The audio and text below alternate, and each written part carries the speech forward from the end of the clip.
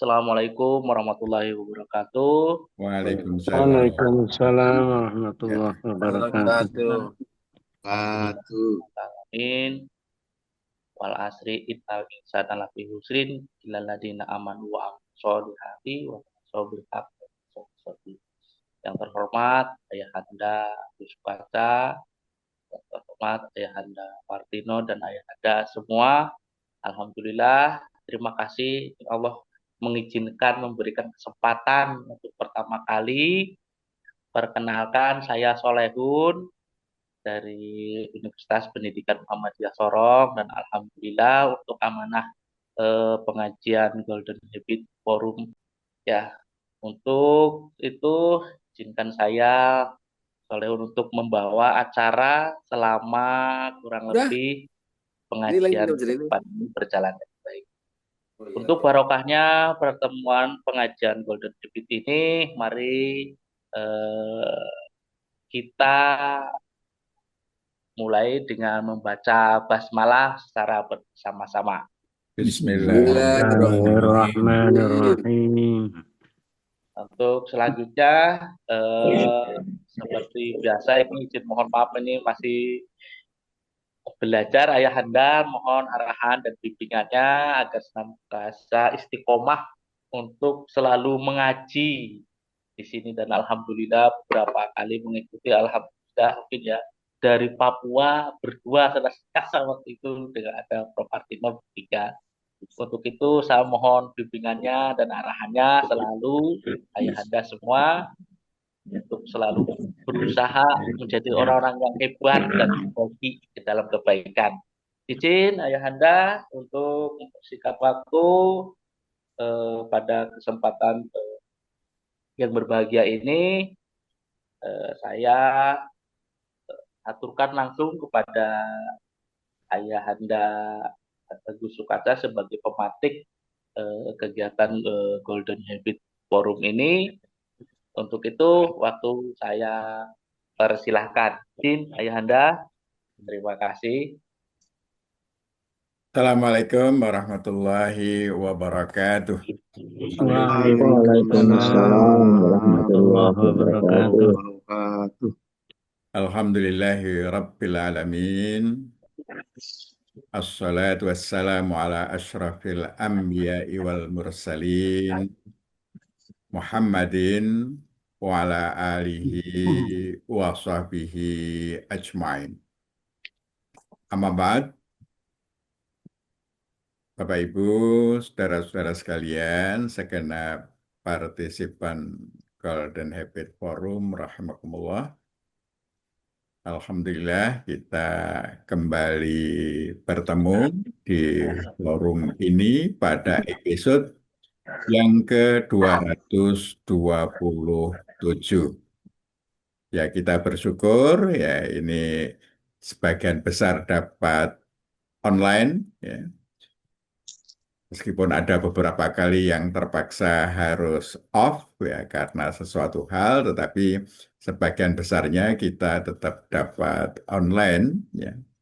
Dan kesyukuran pula ini merupakan silaturahim nasional karena dari Papua, NTT, Sulawesi, Kalimantan, ya, Jawa, Sumatera, Malaysia, alhamdulillah bisa hadir ya bersama-sama di forum ini. Ini di samping forum untuk bersama-sama mengaji juga forum silaturahim ya.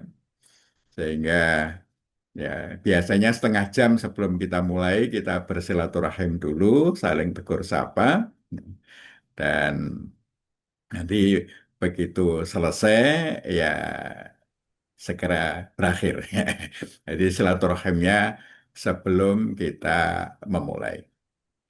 Bapak Ibu, kita sudah beberapa episode ya membahas tentang kematian, ya, terutama terkait dengan bagaimana kita mempersiapkan kematian itu dalam husnul khotimah.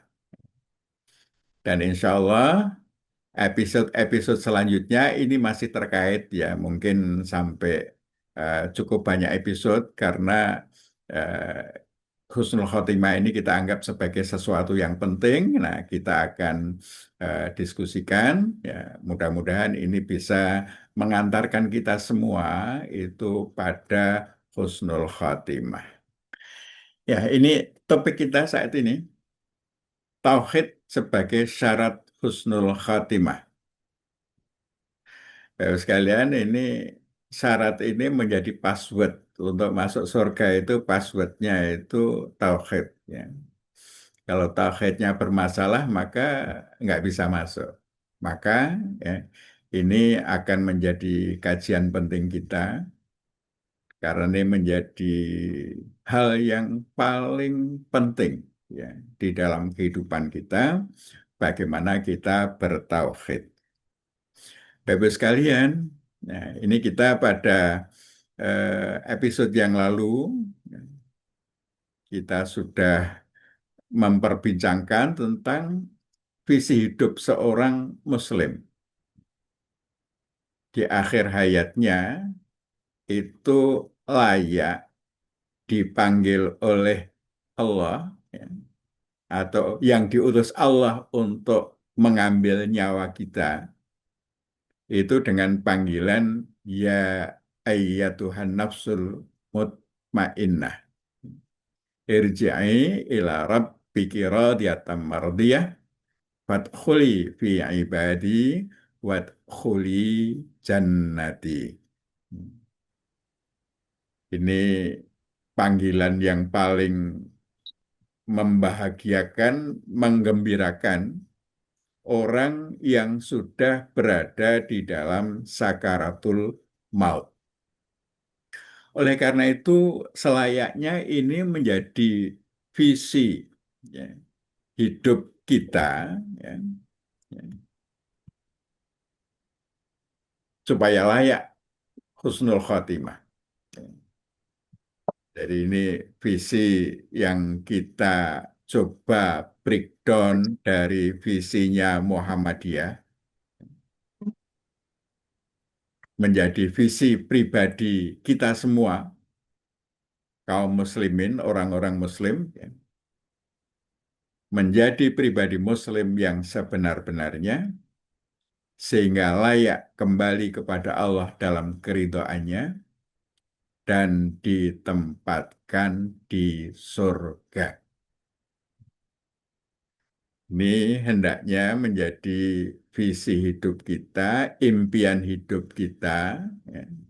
Sehingga inilah yang seharusnya menjadi fokus aktivitas kita selama di dunia ini, mewujudkan diri kita menjadi pribadi Muslim yang sebenar-benarnya.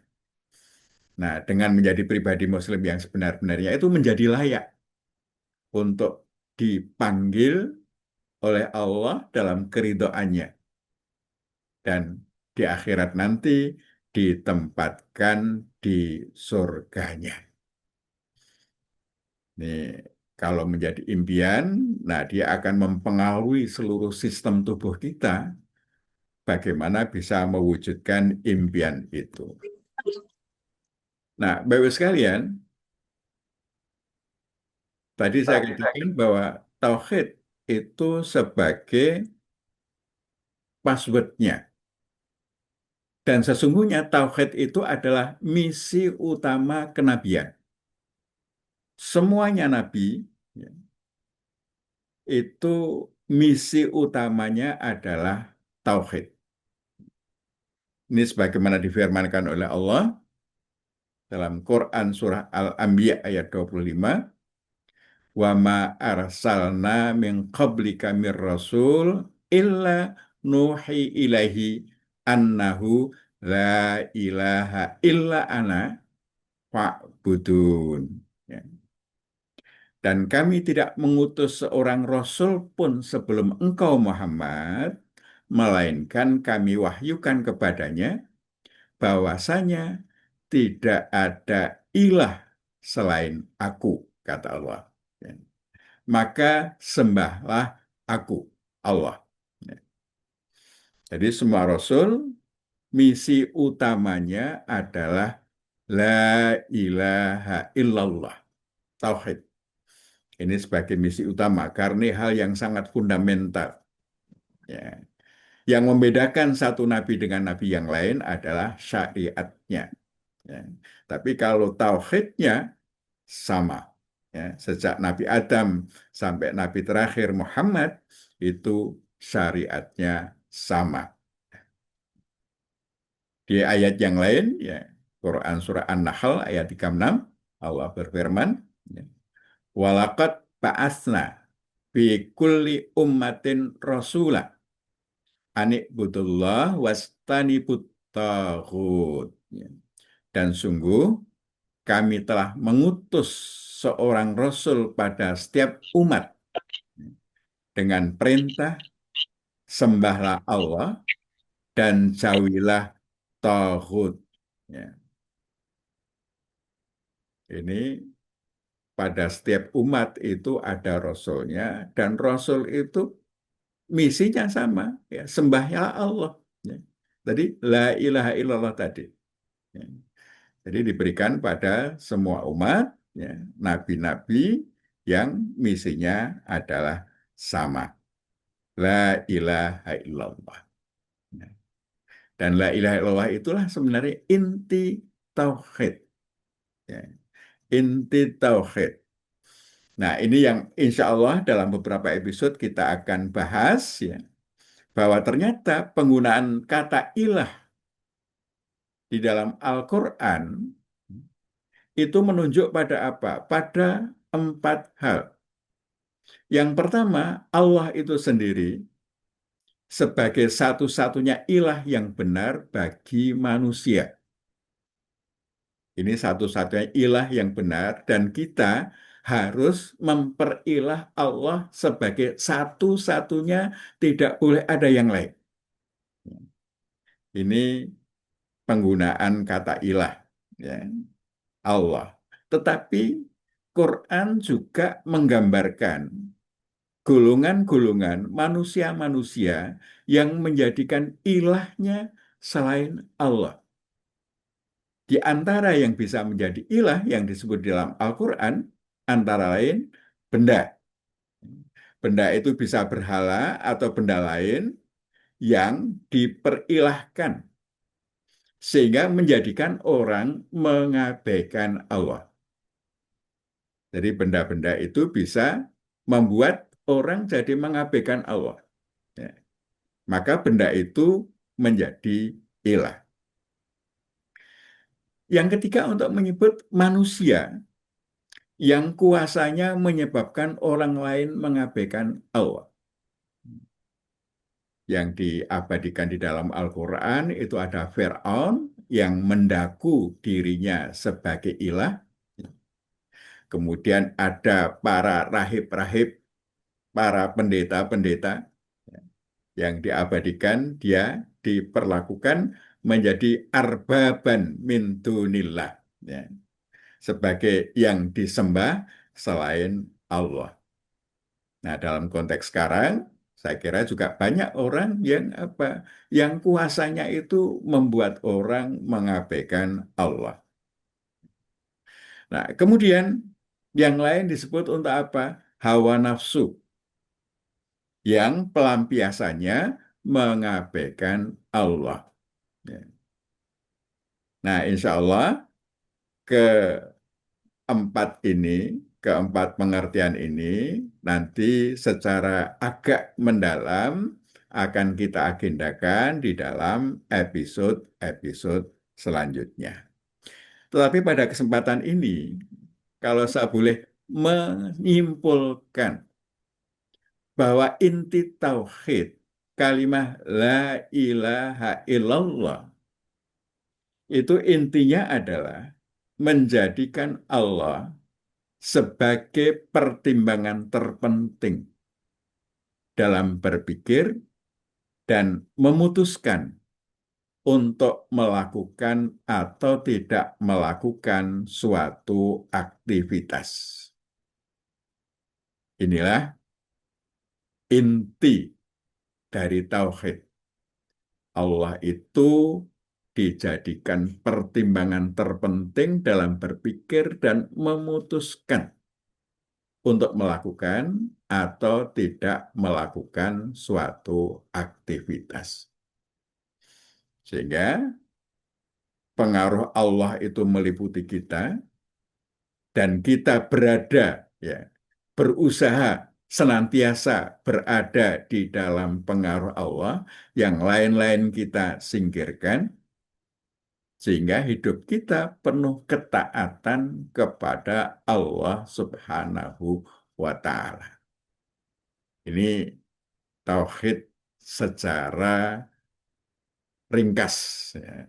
Bagaimana penjelasan tauhid secara ringkas. Nah, insya Allah nanti, ya, akan kita elaborasi lebih lanjut pada episode-episode selanjutnya tentang bagaimana benda itu bisa diperilahkan oleh manusia, bagaimana sesama manusia bisa diperilahkan oleh sesama manusia, dan bagaimana hawa nafsu bisa diperilahkan oleh manusia. Nah, Bapak Ibu sekalian, ya, lawan tauhid adalah syirik. Dan syirik itu menutup pintu surga. Semua dosa-dosa yang dilakukan manusia, Allah bisa mengampuni, kecuali dosa syirik.